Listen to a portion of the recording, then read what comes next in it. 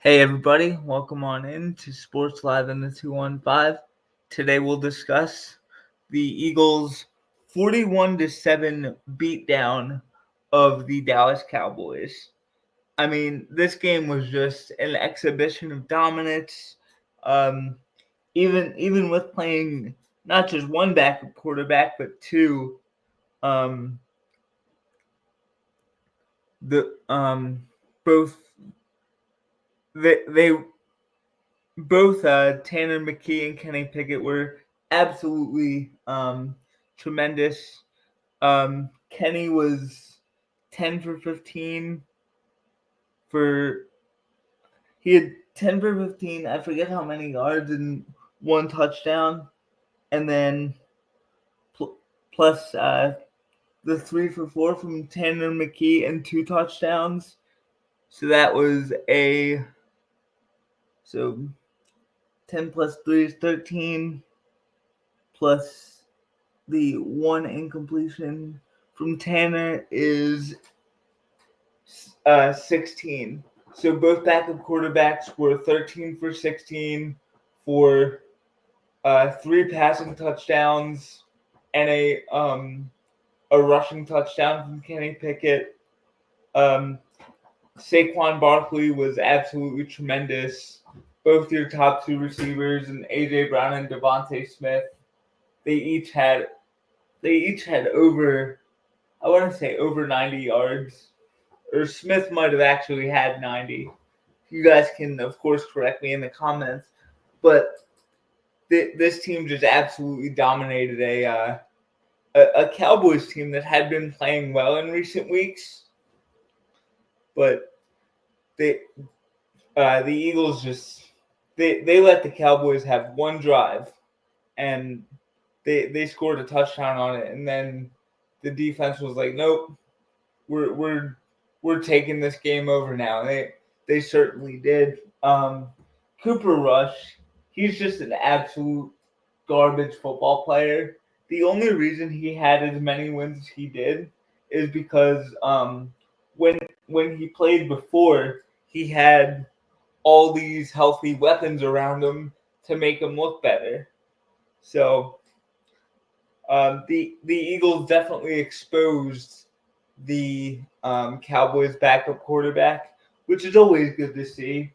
And I watch a lot of Cowboys content creators just to kind of get a pulse on what the fans are saying and how they're feeling about the team.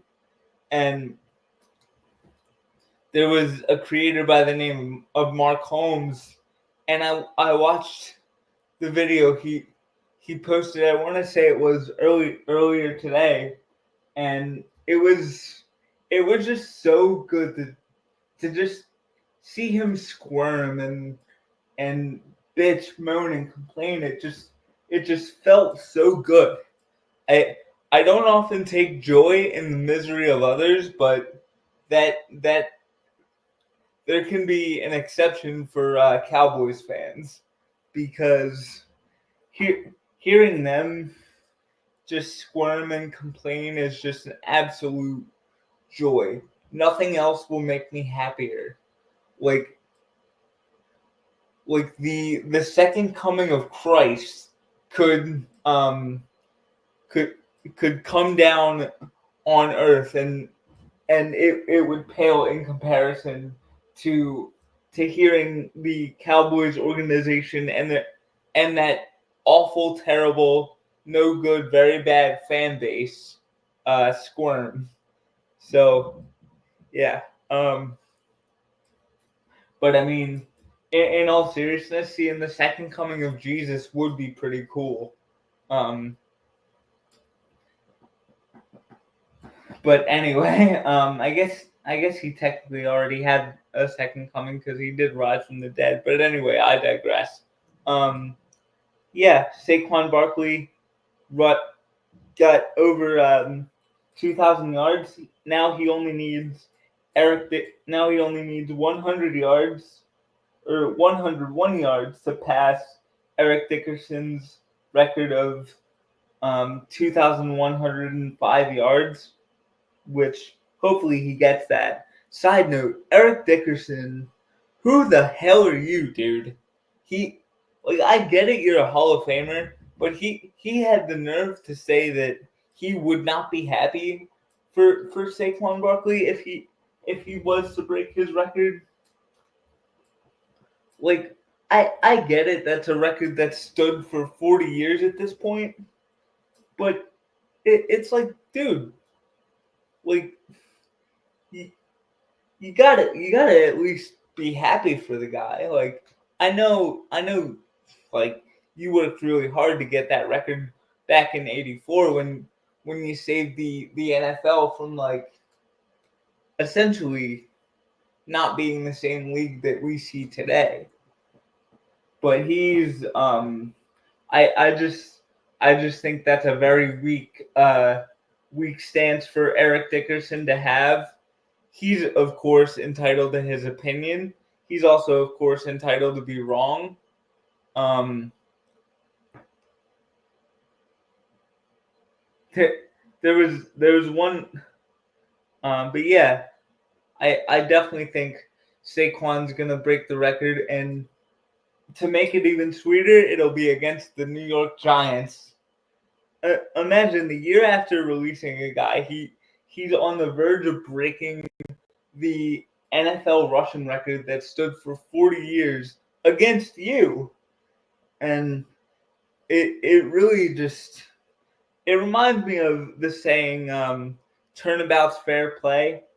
And for Joe Shane, it certainly is.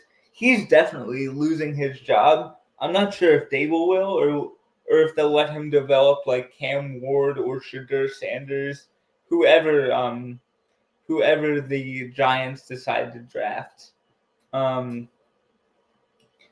But yeah, I really hope Saquon I really hope they let him get the record. I know the Eagles are kind of locked into the 2 seed, but I really do hope they let Saquon get that record. I thought aside from that, and yeah, I thought both receivers were absolutely tremendous. Grant Calcaterra I thought was really good. There were a bunch of skirmishes throughout the game, and on one of them, Jalen Carter was actually the voice of reason.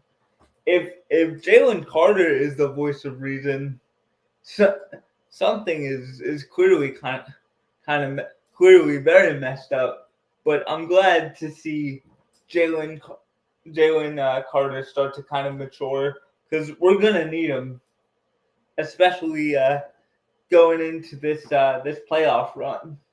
I feel like he can just take over games, and I don't think anybody in the NFC has an interior offensive lineman that can match the strength and speed of Jalen Carter. But of course, we'll have to wait and see. That's why they play the games.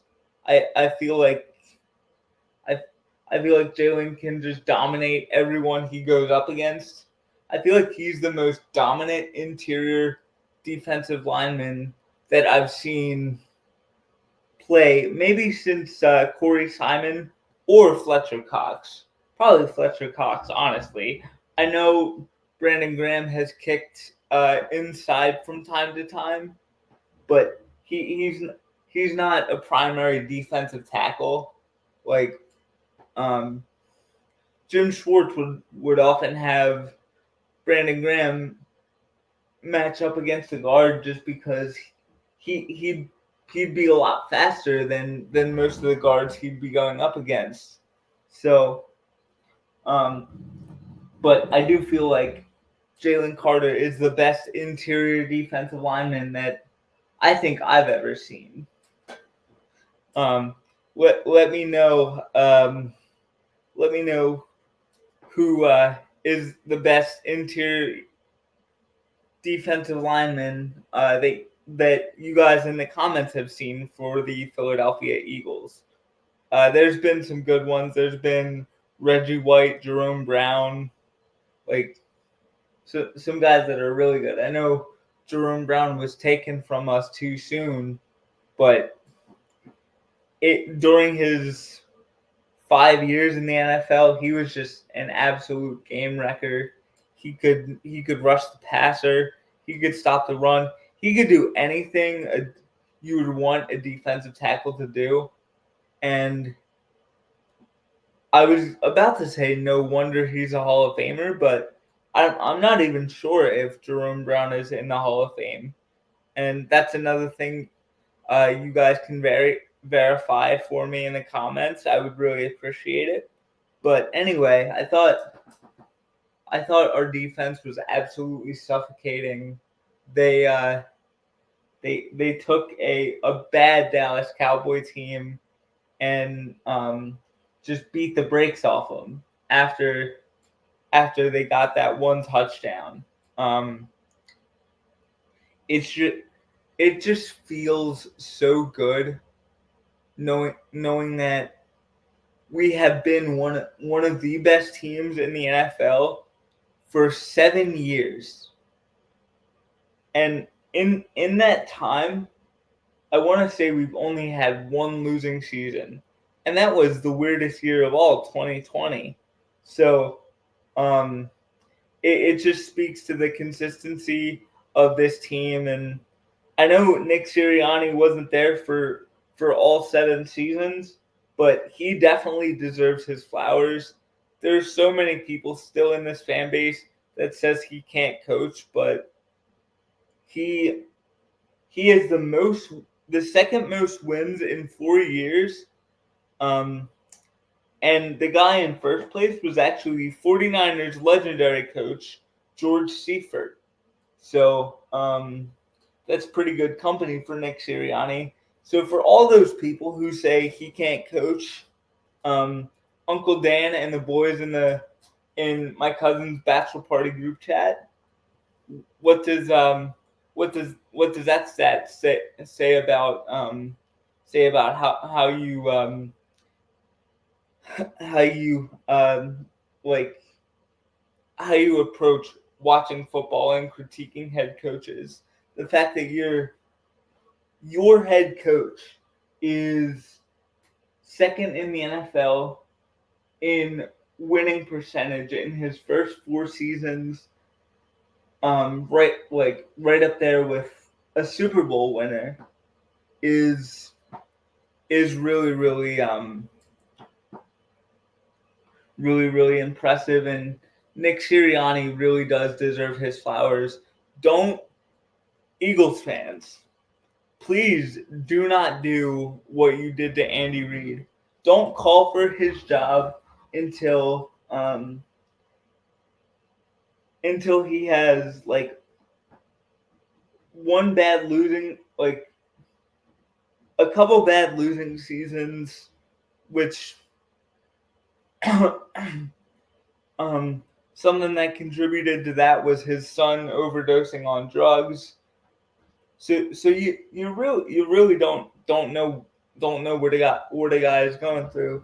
I definitely feel like if he took off that 2012 season, he would still be the Eagles coach today. But that's neither here nor there.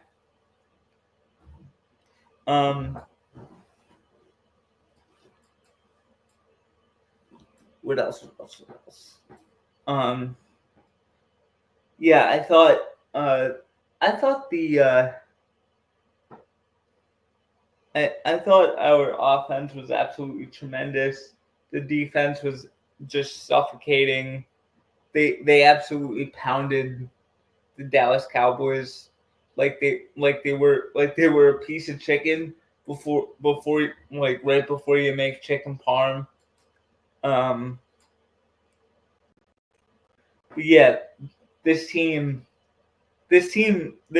team is on a roll, and if I was another team in the NFC, if I was another team in the NFC, I would not want to face them. They're just on a different level. I mean, Detroit and Minnesota might be the only two teams in the NFC that are on the Eagles level. So it'll be interesting to kind of see how the Eagles will stack up with the Detroit Lions and Minnesota Vikings. Minnesota got a big win against Green Bay, and then Detroit plays tonight against San Francisco. So we'll see how those games shake out, and I'm really excited for playoff football to be here. I know the Eagles won't get the number 1 seed, which is unfortunate. You want to get that extra week off, but the Eagles will probably play the probably / definitely play the number 7 seed. So hopefully the Eagles can take out whoever that is rather quickly in that game next week. Or 2 weeks from now. Yeah, this team is just absolutely incredible. I love the way they play together. I love how happy they are for each other. Whenever one of them does something successful, you always see all 11 guys and the sideline like jumping up and down and getting hype, which is usually the case for any good team. It's usually not just the guys on the field. It's the sideline and the coaches and the training staff that all get excited when their teammates do well. And when that happens, that's such a special quality. This team really has a chance to be something special, and I personally cannot wait for it. I will have another video out later today discussing the Flyers and Kings game. And with that being said, as always, go Birds.